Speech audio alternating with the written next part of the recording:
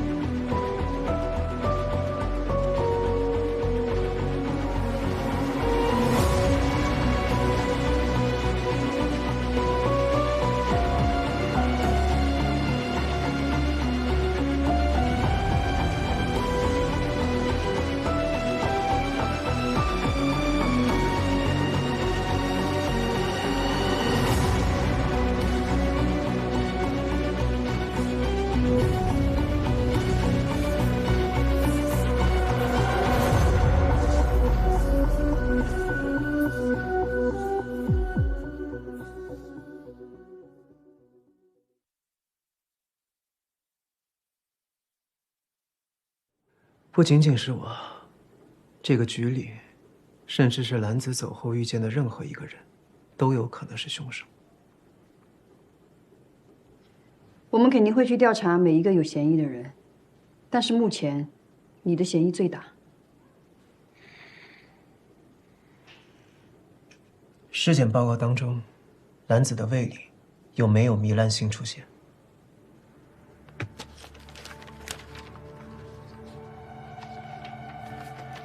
他的胃里有没有发现什么异物？请继续你的推论。一个死于氰化钾中毒的人，你们却找不到凶手是在什么时候、什么地点下的氰化钾，那这说明氰化钾早就在兰子体内了。你的意思是，没有凶手，邱兰子自己毒死自己？你们之所以会在那瓶水上验出我的指纹，那是因为那根本不是兰子该喝的水。朱队，朱队，齐主任怎么说？他认为氰化钾早就存在于邱兰子的体内。他怎么知道的？报告不是刚刚才送进去吗？你知道有一种办案的方式叫隔空办案吗？就是人没有到现场，但可以根据现场的状态以及尸体的状态还原真相。说是少数的法医可以做到这一点，齐死者就是其中一个。高原，去实验室查一下他用过的器具，跟邱兰子手边那瓶水做下比对。好，我也去。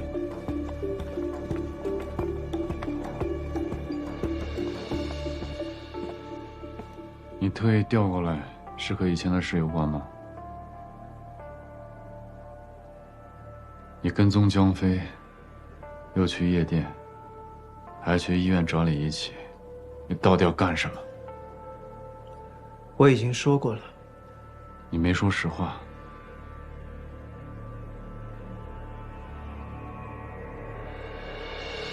韩风，你真的相信我会杀一个刚认识不久的实习法医吗？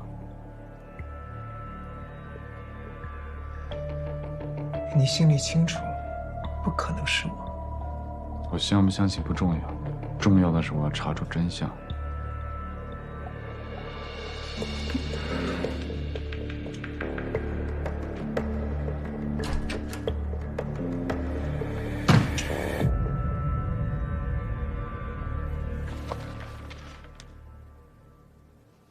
既然他已经开始协助查案，你们是不是可以考虑一下，把我们调查出来的部分信息，适度的让他知道一些？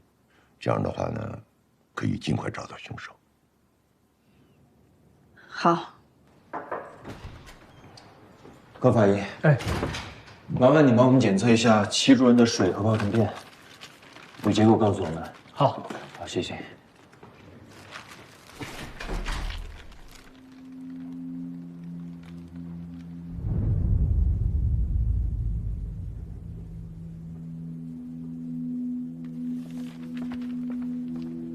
韩队助队，结果出来了。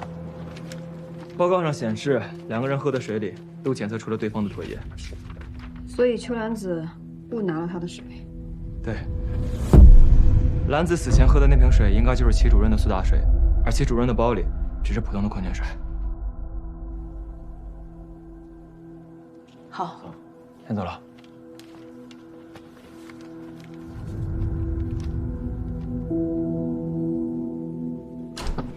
不对，不对。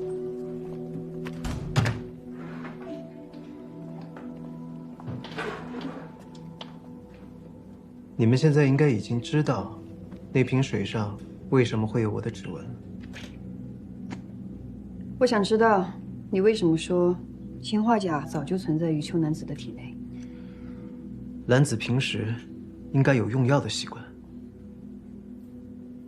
兰子的包里的确发现一瓶胃药，什么药？奥美拉唑。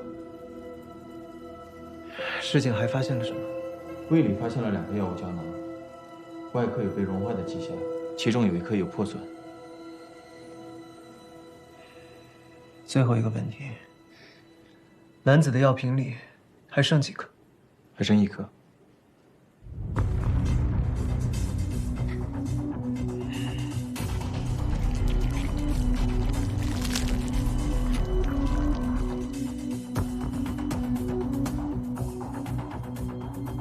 我知道凶手是怎么杀死兰子的。兰子服用的胃药奥美拉唑是一种肠溶胶囊，它因为会损伤胃部，所以不会在酸性环境下溶解，而是会通过胃部进入碱性环境的肠道内吸收。但是，它却在兰子的胃里发现有残留。为什么？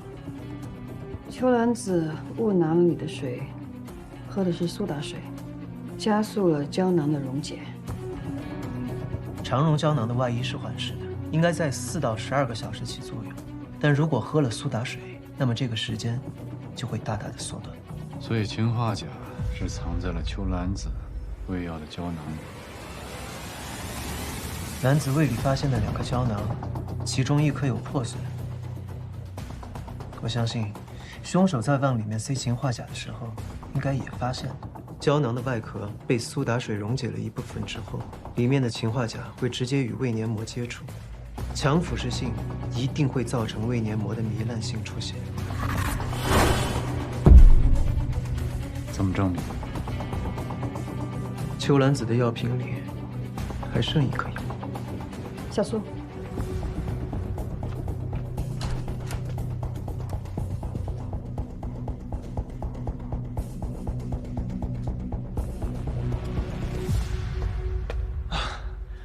不好意思啊，赵医生，本来跟和神的合作都要结束了，听说您要出国了，还要麻烦你回来帮忙。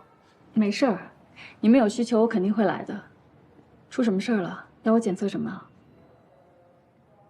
齐主任之前推论，死者可能服下了含有氰化钾的奥美拉唑胶囊，但因为误喝了苏打水，使原本应该在肠道里溶解的胶囊提前在胃里溶解。胶囊的外壳已经在死者的胃里找到。所以这次麻烦你过来，是需要帮忙检测一下死者药瓶里仅剩的1粒药丸。我来做。麻烦了。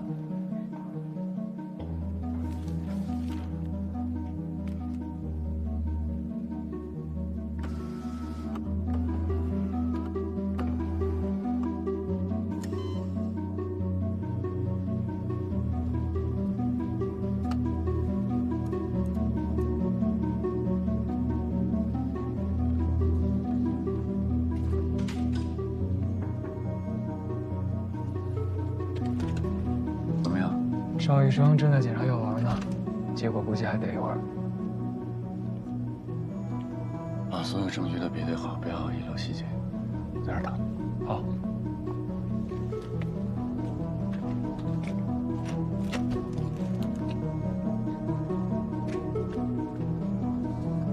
奥美拉唑的服用方式是1天3颗，早1颗，晚2颗。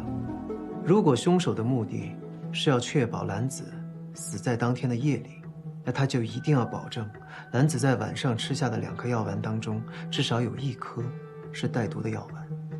如果凶手只毒1颗，那么兰子有1/3的概率会在第2天早上才吃下带毒的药丸。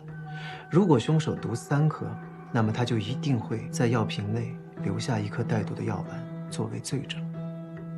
所以，毒2颗对于凶手来说是最优的选择。如果秋兰子把2颗带毒的药都吃下，剩下的那颗药我们就检测不出证据了。兰子将2颗带毒的药丸全部吃下的概率是1/3，也就是说，凶手也只有1/3的概率不会在药品内留下罪证。所以我们只能赌剩下的那2颗。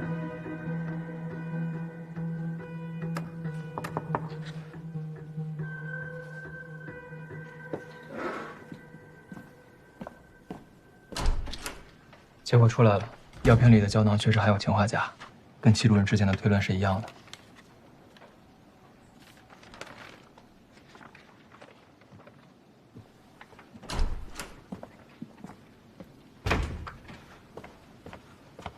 齐法医，你暂时摆脱了嫌疑，可以离开了。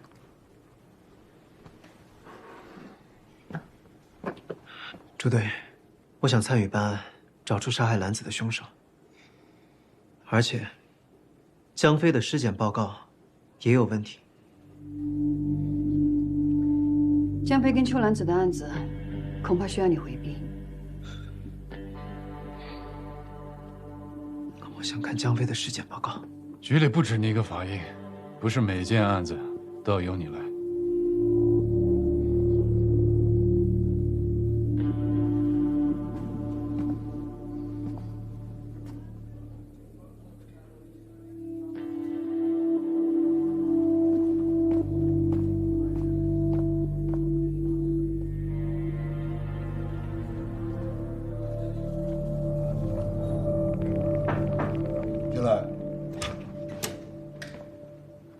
白雪，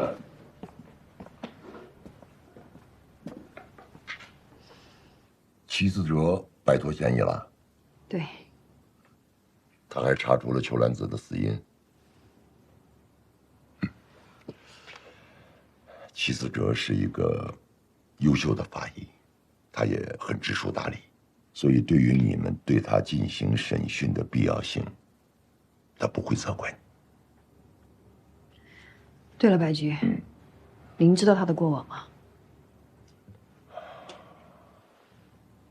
他出了很严重的车祸，当时我还以为法医界会永远失去这个人，可我没想到，他用了1年的时间做到了普通人3到5年才能达到的复健效果，可想而知，这个位置对他有多重要。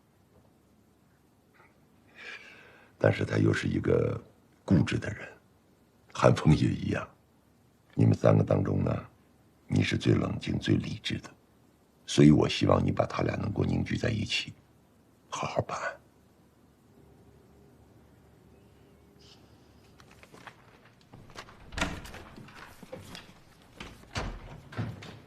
小西呢？我让他去查788夜店视频了，我觉得还有一些疑点。我们在秋兰子的胃药里检测出了氰化钾的成分。能够近距离接触它，并且能够随时调换它贴身药物的，我们有理由怀疑是手人做的。秋兰子曾经也提到过江飞尸体上有疑点，回头让高法医重新检查一下他的尸检报告。小苏，扩大范围调查秋兰子、江飞、李一奇周边的人物关系，尤其是秋兰子。好。韩队，有什么要补充的吗？可以。先这样。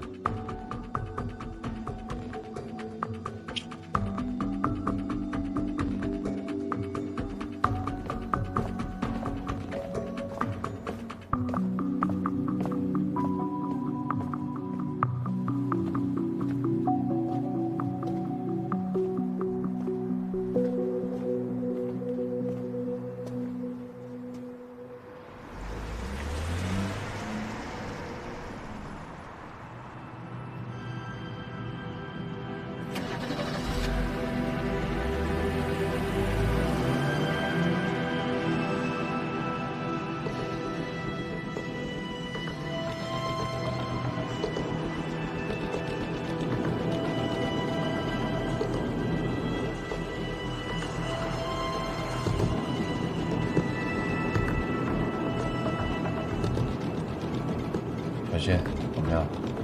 找到了，在李一奇案发生的前2个礼拜，我发现齐法医曾经出现在788夜店好几次。我交叉对比过几段监控，发现齐法医出现，江飞都在。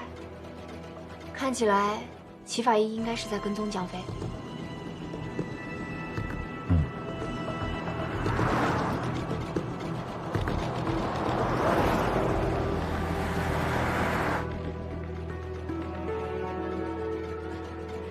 朱队，这是其死者的资料。他2年前发生了很严重的车祸，他车上一名女性乘客当场死亡。朱队，他还有什么问题吗？你先去忙吧。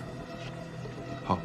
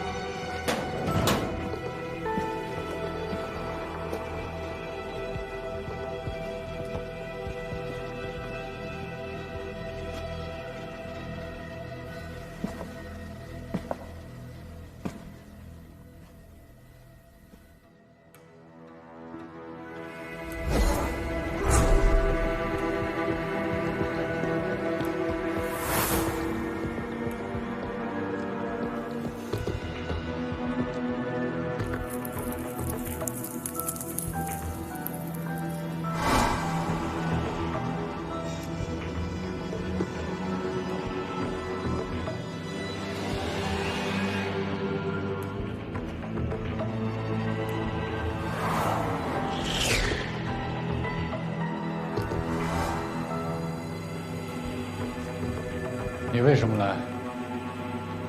为什么跟踪李一奇和江飞？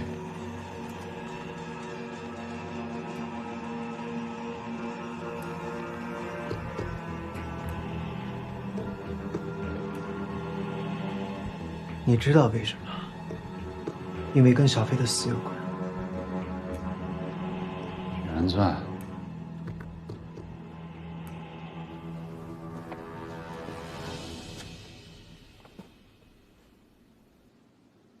你是为了原钻案才来的？江飞的死不是意外，是他杀。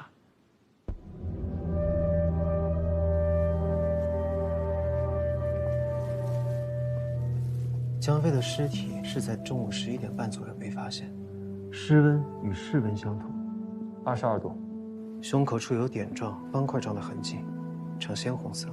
尸体侧面的尸斑呈片状，暗红色。有什么问题吗？鲜红色尸斑跟推断的死亡时间有冲突，室温下降速度属于异常，这存在2种可能：第一，凶手有意要混淆死亡时间；二，凶手的行凶手法会影响尸体的温度。我认为2的几率大于1，因此，我猜测江飞很有可能冻死，在江飞自己家吗？可是他家并没有这样的环境啊。有一个地方可以。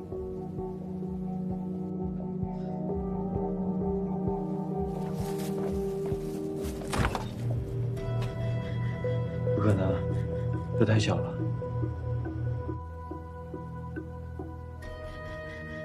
凶手如果是将江飞塞进冰箱里，那么江飞的尸体上一定会留下很多伤痕以及痕迹。但就目前来看，尸体上并没有这样的伤痕，有的只是尸斑。尸斑是血液受重力作用于低下部位产生的痕迹。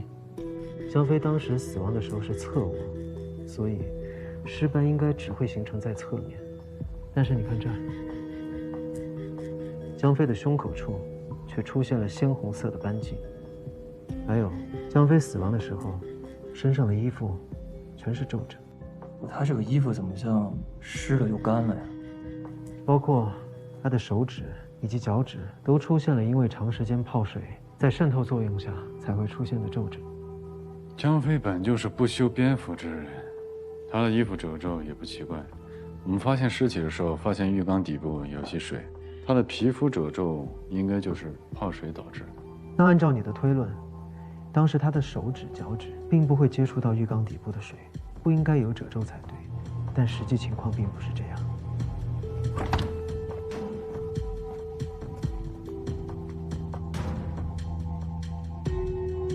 所以江飞不是冻死在冰柜里，而是在浴缸里被冻死的。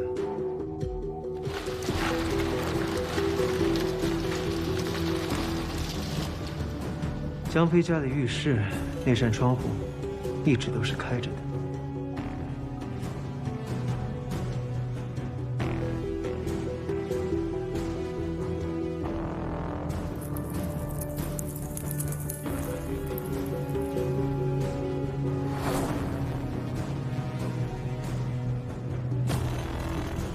尸体被发现的时候，冰块虽然已经融化了，但是尸体上却留下了冻伤的痕迹。他胸口这片鲜红色的斑迹，就是最好的证明。这也是因为在低温情况下各脏器衰竭而造成。从现场的痕迹来看，所有情况符合齐法医说的。知道了。所以韩芳，你现在愿意相信江飞的死不是意外，是他杀了吗？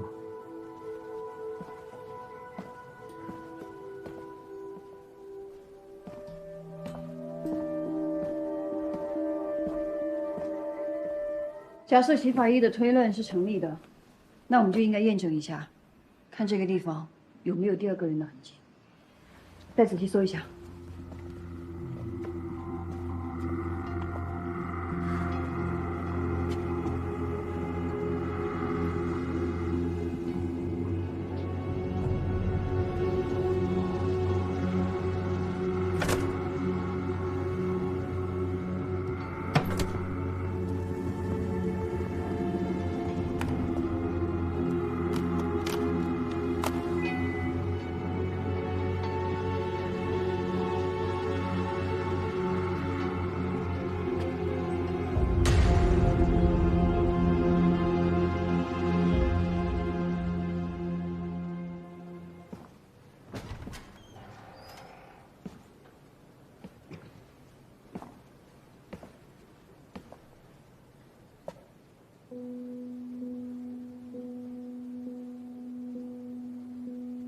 我想跟您多学着点，早日成为跟您一样的好法医。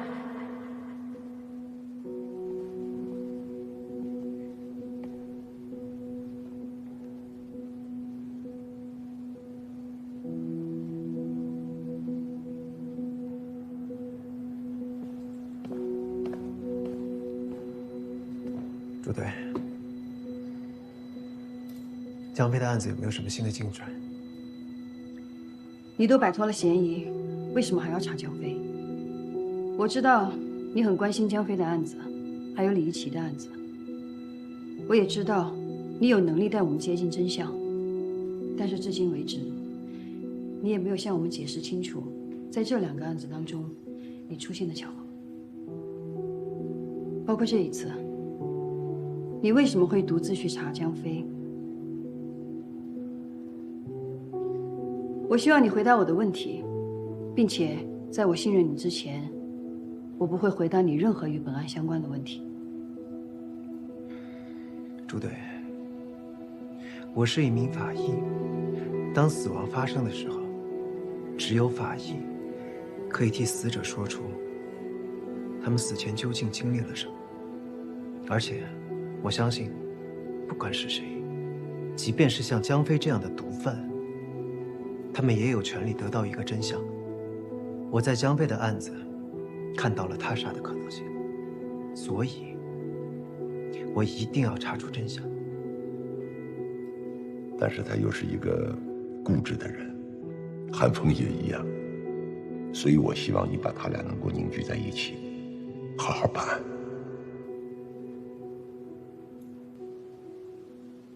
所以江飞的死亡时间是在凌晨4点多。对，如果江飞是被冻死的，那么他尸体的温度本来就比正常的要低，所以相对的降温时间也会缩短。韩队，江飞被冻死是齐法医推论的，让他给我们讲述一下吧。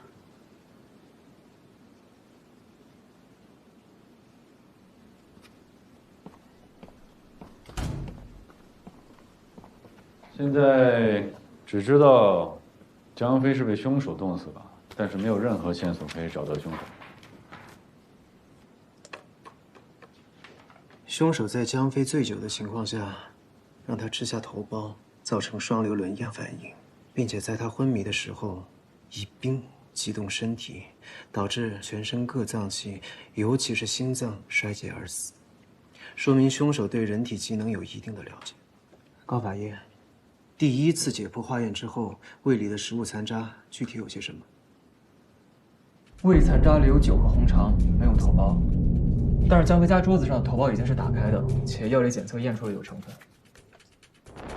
红肠没有被消化，这说明死者生前最后吃下的食物就是红肠。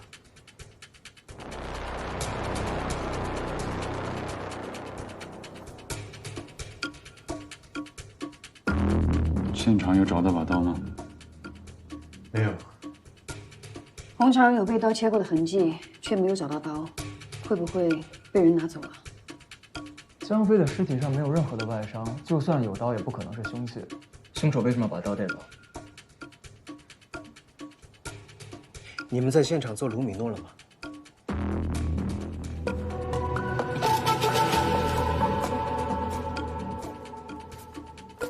江飞身上没有外伤，凶手却必须从现场把这把刀带走，那就表示那把刀刺伤的不是死者，是凶手。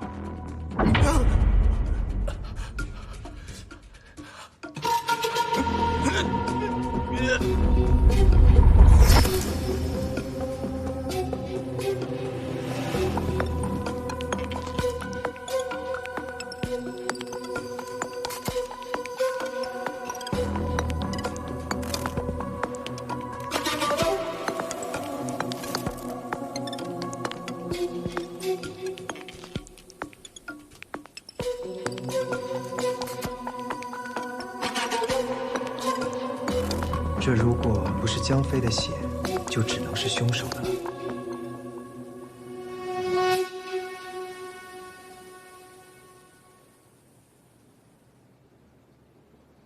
为什么没有让齐法医来做血迹对比？比对结果出来了，资料库里没有符合的记录。谢谢啊。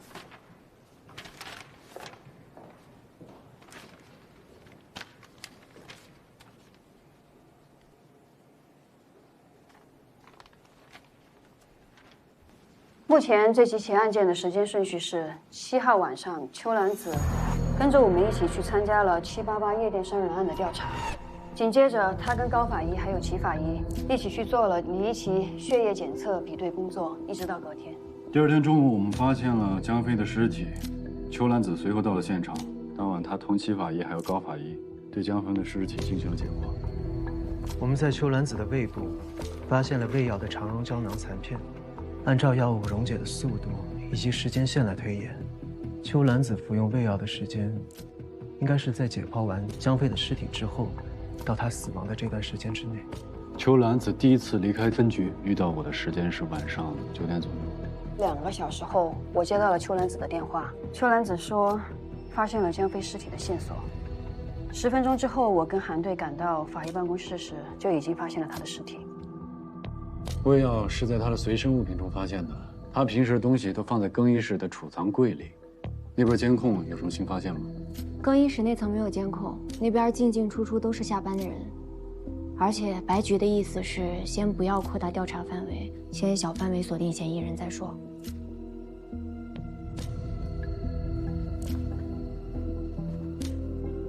那么邱兰子最有可能服下药的时间是在离开分局到再重新回来这中间，只是我们不知道他去了哪，见了谁。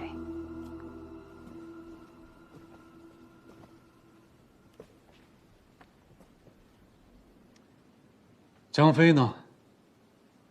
大家不要忘了，邱兰子在临死前说是有江飞死因的信息。江飞是喝醉了回的家，他在哪儿喝的酒，跟什么人喝的酒，查出来了吗？他不用移动支付和刷卡，都是用现金，所以很难查到他的消费记录。这种人是这样的，生怕留下什么线索。老万，你跟我去酒吧查一下江飞在喝酒之前的行动轨迹。小西，你们去查一下邱兰子离开分局以后都见过些什么人，我们分头行动。好。叫韩队收走。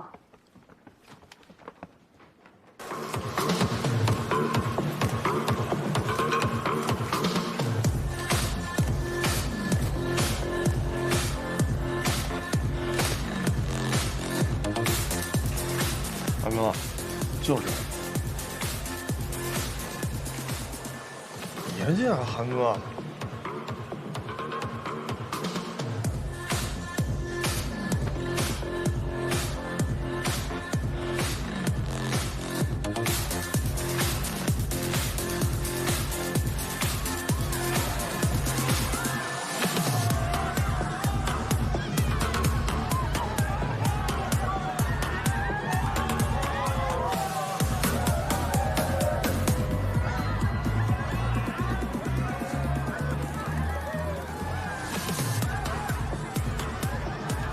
这老板，这都正规经营，正规经营搞得神神秘秘的，进来还需要人带，这你就不懂了吧？这是噱头，只有人带才能进来，才会有更多的人想进来。有头脑。既然进来都需要人带，那前天来过什么人你都应该知道吧？警官，我这每天这么多人，我怎么记得住啊？带我们去监控看。警官，你得有协查通知单。协查通知单是吧？我现在给我专案大队的同事电话，让他们来协查一下。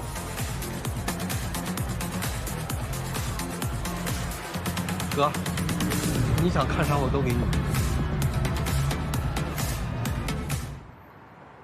我们查了江飞的社会关系非常的复杂，他在全国各个城市都生活过，像他这样的贩毒人员会有很多的仇家。如果单纯从杀人动机来看的话，嫌疑人就不会少。这个是我们看了他那个影片的账本，上面光是吸毒人员就高达40个，这还不包括买仿真枪、血浆和违禁药的。朱队，这是你要的邱兰子的手机。有什么发现？我查了邱兰子的通话记录，她从9点离开分局后，5分钟内接连拨通了4通电话，而且都是打给同一个人。打给谁的？是一个化学工厂实验室，但当时是下班时间，他打的又是总机，所以具体联系谁还查不到。一定要查到这个工厂跟邱兰子到底是什么关系。好，朱队，你们查过邱兰子的手机了吗？小西刚才拿过来了。我看了邱兰子离开分局前后的监控视频，她一直在刷手机。我想起韩队那天跟我说，他在见到邱兰子的时候，邱兰子也在焦虑地刷手机。他手机里面一定有什么线索，只是他当时还没来得及告诉我们。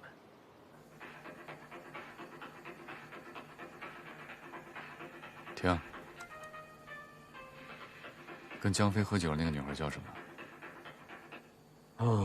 江飞给我们介绍过这姑娘，我记得叫张璐，喜欢穿洛丽塔，跟江飞关系很密切。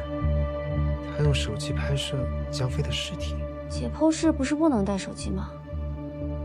他这么做也许有什么隐情。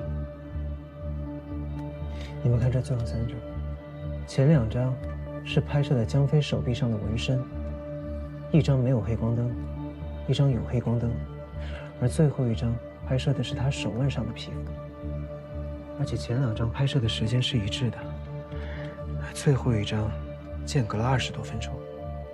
他为什么要间隔20多分钟，又拍摄一张手腕处的皮肤，而且没有黑光灯？他究竟发现了什么？那个瑞希大厦旁边这个夜店里边有玩东西啊，我正好过来办事撞上他。你甭客气，都是自己人，请我吃饭啊。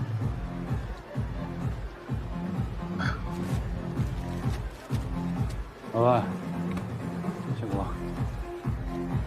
有啥可辛苦的？不是朱队吗？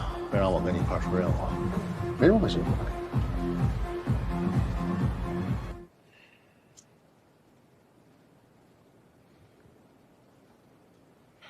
秋兰子拍摄这些照片的时候，我有看到，但只看了一眼我就离开了。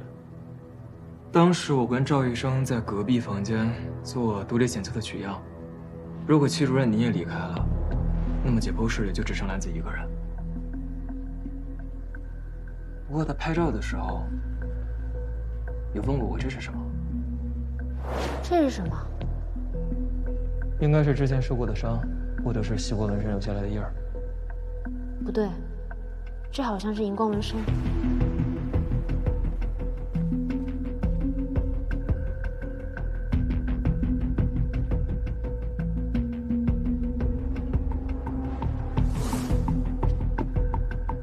2张拍摄左手小臂的纹身，1张原色，1张黑光灯。如果按照前2张的拍摄逻辑，那么应该还有1张黑光灯的照片。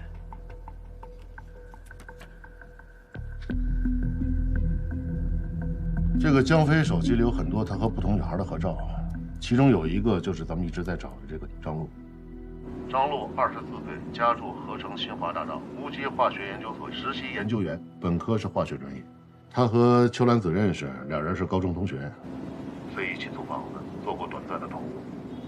我们查到的通话记录里，邱兰子最后打的电话就是打到张璐的工作单位。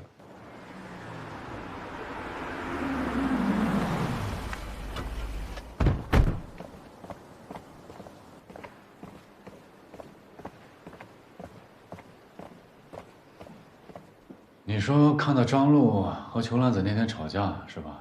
是的，我确实看到他们有争吵，不过具体吵什么我也没有听清。当我走的时候，看到那个女孩身体不太舒服，吃了些药。你确定邱兰子当时有吃药吗？我确定的。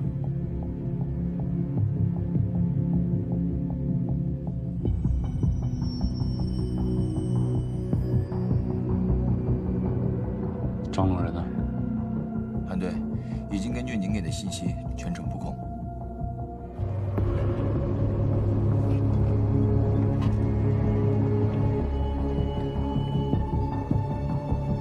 你好，身份证、驾驶证出示一下，后备箱打开一下。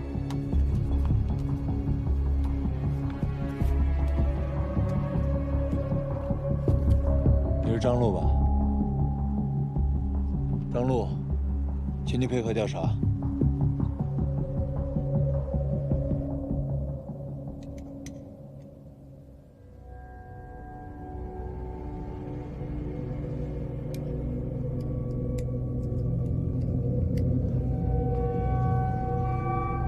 张璐，24岁，合成无机化学研究所研究员。8月7号晚，你是不是和江飞在云金大厦地下酒吧喝酒？是。然后你就跟他回家了？没有，我喝了几杯就回自己家了。有人可以证明吗？证明？什么证明？我一个人住，能有什么证明？那就说明没有人可以证明你当晚是在自己家过的夜。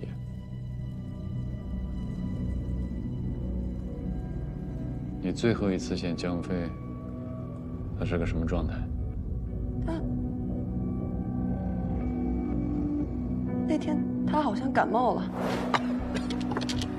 你感冒了还叫人出来喝？你听没听说过头孢配酒，一带就走？那是头孢配酒，天长地久。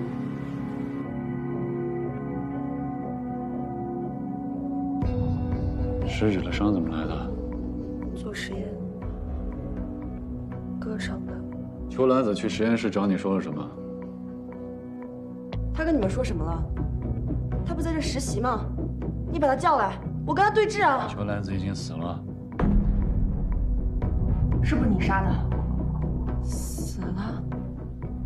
他怎么可能？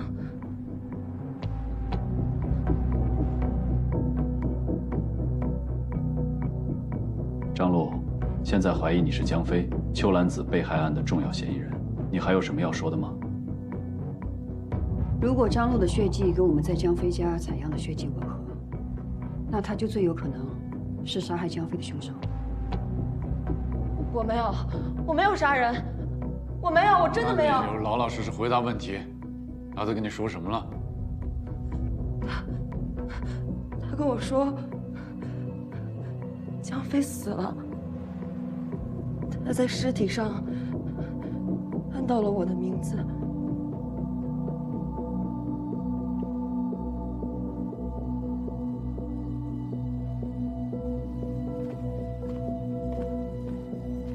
怎么样？稍等一下。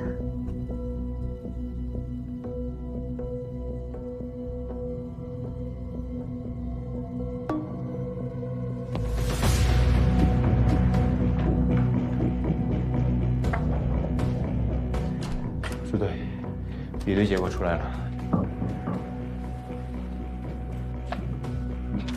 韩队，对上了。小苏，抓人！小西，解开，是他。我不是，我没有，我没有杀人，真的不是我，真的不是我，真的不是我！我说了，我没有杀人，真的不是我，真的不是我！我求求你们了，不要抓我，真的不是我！我说过了，装错人了，真的不是我，真的不是我，真的不是我！你们装错人了，真的不是我，真的不是我！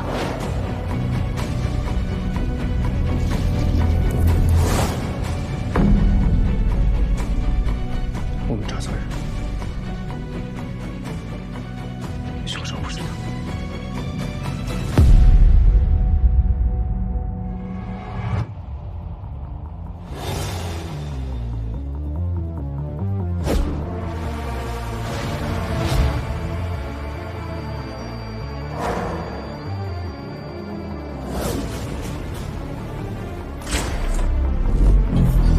原作案已经结束了，你只是不愿意面对现实。小飞的死你根本就没有查清楚。李奇、江飞，他们就是当年那个案子的线索。站住！别跑！这有一个洞口，那个被绑架的女孩很有可能被带进去。凶手故意布局，想要诱导我们对死亡原因做出错误的判断。他对药理、解剖，甚至是公安局内部的办案流程都非常清楚。你的意思是，凶手是自己人？